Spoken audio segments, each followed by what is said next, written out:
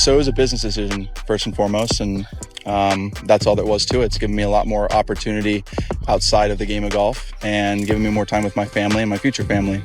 So for me, that was a decision. The Bryson DeChambeau contract crisis that could end LIV Golf forever. Just 2 days before Christmas 2025, Brooks Koepka dropped a bombshell that sent shockwaves through professional golf. One of LIV's biggest stars, a 5-time major champion, walked away from the league that paid him over $100 million. The announcement came without warning, leaving players, fans, and especially Bryson DeChambeau completely blindsided. Now, with Koepka gone and contract talks mysteriously stalled, Bryson finds himself standing at the center of golf's most dangerous moment yet.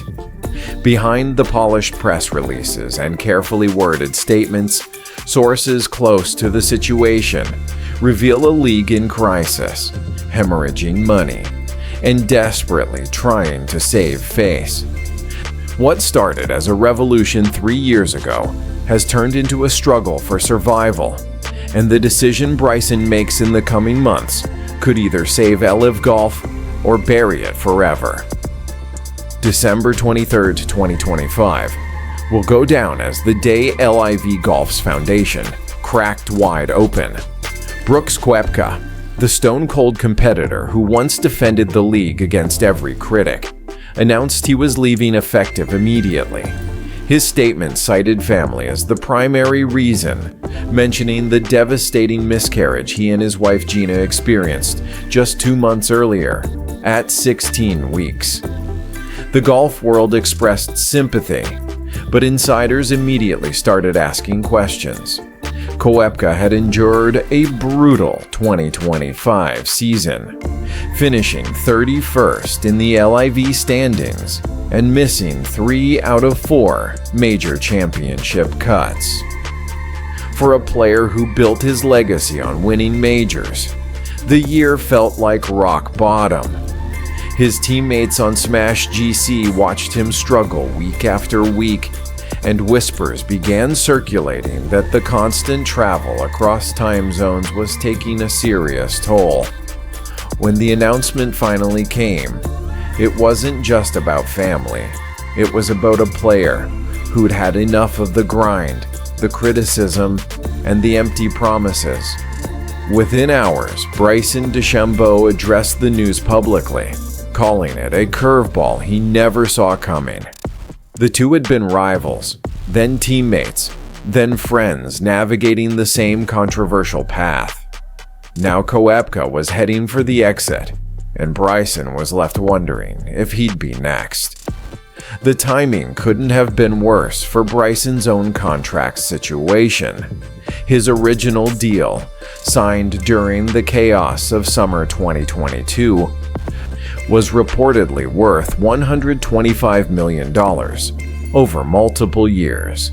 That contract is set to expire at the end of the 2026 season, which means Bryson is now officially in the final stretch. Recent reports from industry insiders suggested he'd been seeking an extension worth somewhere around $280 million, a massive figure that would solidify his position as one of the highest paid athletes in golf history. But those talks have hit a wall. In a recent interview, Bryson admitted negotiations were ongoing, but described them as confidential and complicated, a far cry from the optimistic tone he'd used months earlier. He'd hoped to have a new deal locked in before the 2026 season opener in Riyadh, giving him peace of mind and allowing him to focus purely on competition. Instead, he's heading into the new year with uncertainty hanging over every decision. When pressed about the holdup, Bryson chose his words carefully, saying both sides needed to reach a place of mutual understanding. Translation: the money isn't flowing like it used to, and LIV is playing hardball in ways no one expected. While Bryson waits for clarity, LIV Golf has been frantically rewriting its own playbook. In November 2025, the league made an announcement that shocked even its most loyal supporters.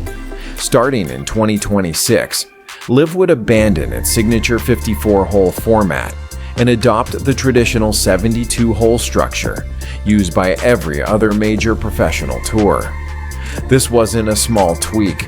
The entire league had been named after the Roman numeral for 54, branding itself as a disruptor that challenged golf's outdated norms. Now, just 3 years later, that identity was being erased in a desperate bid for legitimacy. The move was clearly designed to strengthen LIV's case for receiving official world golf ranking points, something the league had been fighting for since day one. Without those ranking points, LIV players struggle to qualify for major championships, the only tournaments that truly matter in the eyes of history. But the format change came with another cost. Players would now face longer weeks, more pressure, and an even more grueling travel schedule that already had guys like Koepka ready to quit. Fans online were divided. Some applauded the shift toward tradition, while others mocked LIV for caving to the establishment it once claimed to reject. Behind the scenes, the financial reality is even uglier than most people realize. The Saudi Public Investment Fund, which bankrolls LIV Golf's entire operation, has been pressuring the league to cut costs dramatically. Estimates suggest LIV has burned through close to $5 billion since its launch, with little to show in terms of profitability or sustainable growth. Television ratings remain dismal compared to PGA Tour events, and ticket sales at tournaments have failed to meet projections. Sponsorship deals that were supposed to roll in never materialized, leaving the league almost entirely dependent on Saudi money. In response, LIV's leadership has slashed budgets across the board. The days of offering massive sign-on bonuses to lure top players are essentially over. For 2026, the league managed to recruit only 2 notable players, Victor Perez and Laurie Cantor, neither of whom moves the needle in terms of star power or audience draw.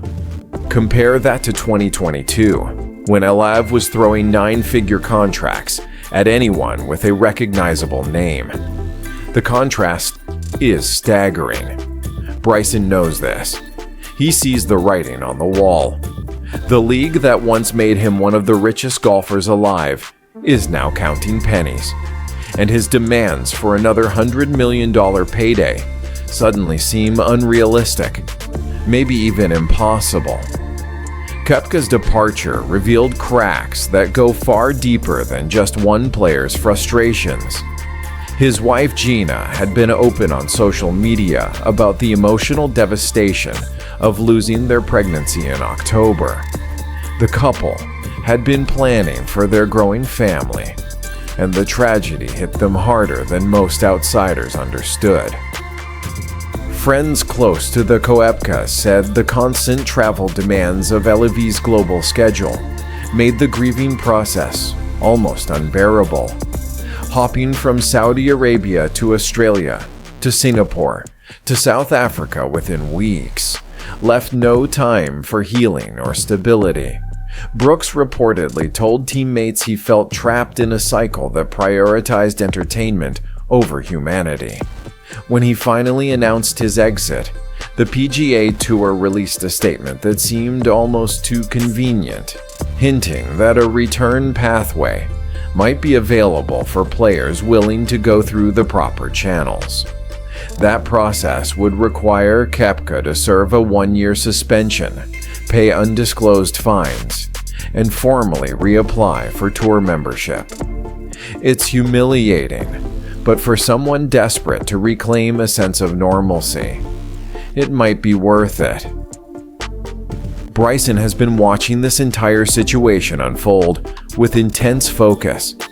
If Koepka can leave and potentially return to the PGA Tour, what's stopping others from doing the same? More importantly, what's stopping him? What makes Bryson's situation different from everyone else is the empire he's built outside of tournament golf. His YouTube channel has exploded in popularity, now sitting at over 2.5 million subscribers and generating millions of views per video. That's a bigger following than LIV Golf itself, which struggles to crack 6 figures on most of its broadcasts. Bryson's content blends trick shots, long drive challenges, collaborations with celebrities, and behind-the-scenes access that fans genuinely enjoy. It's authentic in a way that polished tour content rarely is. Even more impressive, his Crushers GC team within LIV has reportedly become profitable, reaching positive earnings before interest, taxes, depreciation, and amortization for 2 consecutive years. That's almost unheard of in a league where most teams are bleeding money. Bryson's brand has grown stronger since leaving the PGA Tour, not weaker. He's proven that with the right strategy, a golfer can thrive outside the traditional system.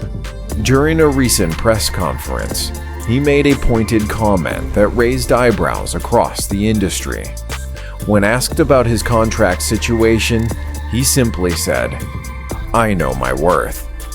It was a subtle flex, a reminder that he's not desperate, not backed into a corner, and certainly not willing to settle for less than he deserves.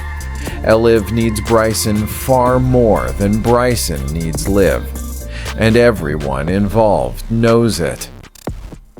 Even if Bryson wanted to return to the PGA Tour, the door remains firmly locked. Despite performing well enough in major championships and other events to justify his ranking, he's still banned from competing in PGA-sanctioned tournaments. The 2025 Ryder Cup became a painful reminder of this reality. Bryson had earned enough points through his LIV performances and major finishes to theoretically qualify for Team USA, yet he wasn't allowed to participate in the Procore Championship warm-up event. Captain Keegan Bradley called the situation unfortunate, a diplomatic way of saying his hands were tied by tour politics. Bryson showed up anyway, attending team dinners and supporting from the sidelines at his home course in Dallas. The optics were brutal. America's most exciting golfer standing on the outside, unable to compete for his country because of decisions made years earlier. Bryson later told reporters that LIV was willing to let him play, but the PGA Tour refused to budge. The lingering bitterness from the 2022 antitrust lawsuit, which Bryson was part of, has created a level of animosity that won't disappear overnight. If he tried to return now, he'd face the same humiliating process as Koepka, a 1-year suspension, hefty fines, and the public admission that leaving was a mistake. For someone as proud as Bryson, that's a tough pill to swallow. LIV's 2026 schedule reveals just how desperate the league has become to appear global and legitimate. The tour is adding stops in South Africa and New Orleans, while dropping Miami and Dallas from the calendar entirely. On paper, the expansion sounds ambitious. In reality, it's a logistical nightmare. Players will be expected to travel from the Middle East to Australia, then to Hong Kong, Singapore, and finally South Africa, all within a span of weeks. That's dozens of time zones, endless flights, and almost no recovery time between events. Koepka cited this exact problem as a major factor in his decision to leave. The travel isn't just exhausting, It's unsustainable for anyone trying to maintain peak performance or a healthy family life. Bryson has always been more willing to embrace the grind than most, but even he has limits. During a podcast appearance earlier this year, he admitted that the constant movement was starting to wear on him, both physically and mentally. He's 32 years old now, not a kid fresh out of college. His body has taken a beating from years of maxing out his swing speed and lifting heavy weights. At some point, the question becomes whether the money and exposure are worth the toll it's taking. For Koepka, the answer was no. Bryson is still weighing his options. The clock is ticking louder than ever before. Bryson's contract expires after the 2026 season, which means he has less than 2 years to figure out his next move. Every tournament, every interview, every social media post is now viewed through the lens of contract drama. Jon Rahm, another marquee LIV signing, has been expressing his own frustrations lately, admitting that the league hasn't lived up to the promises that convinced him to leave the PGA Tour. Rahm's struggles on the course, failing to win a single LIV event despite his enormous contract, have added fuel to the narrative that the league is falling apart. Bryson recently made a comment that sent shockwaves through the golf community. He said, "Things have got to change. Things have got to improve." It was a rare moment of public criticism from someone who's usually LIV's biggest defender. The fact that he felt comfortable saying it out loud suggests the frustration runs deeper than anyone outside the locker room realizes.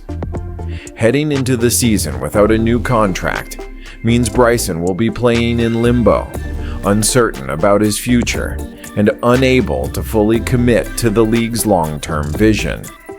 That's a dangerous position for both sides. If Bryson has a monster year and wins multiple events, his leverage skyrockets.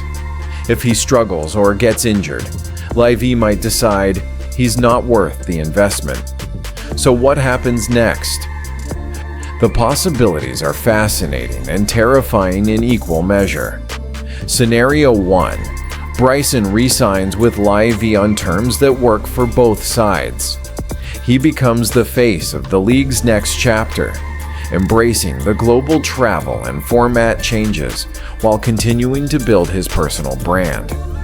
It's the safe play, the path that keeps the money flowing and avoids burning bridges. Scenario 2. Bryson walks away and becomes a free agent, focusing entirely on his YouTube empire and playing in major championships using the exemptions he's already earned.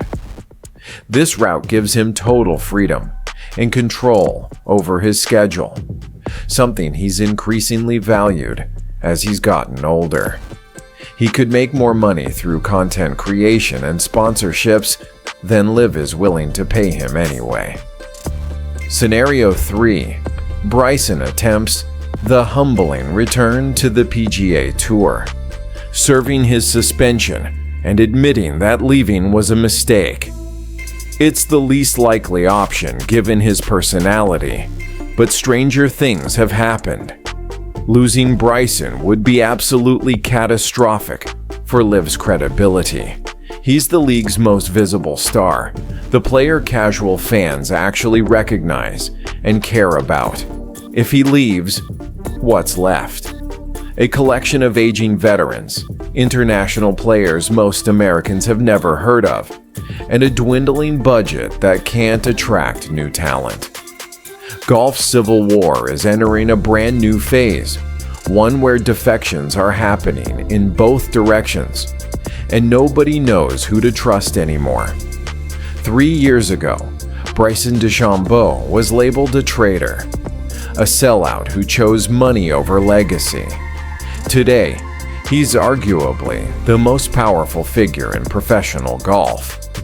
a player who bent the system to his will and came out stronger on the other side. He went from being booed at tournaments to becoming a fan favorite with millions of followers. He transformed controversy into content, criticism into currency. Whatever decision he makes in the coming months will echo across the entire sport. If he stays with LIV, it validates the league's model and proves that alternative tours can survive long-term. If he leaves, it signals that even the most successful LIV players see a dead end ahead. Either way, Bryson has already won. He rewrote his own story, proved his doubters wrong, and carved out a space where he controls the narrative. The sport will never be the same because of what he did, and neither will the athletes who come after him. The next few months will determine whether LIV Golf lives or dies. But Bryson DeChambeau's legacy is already secure.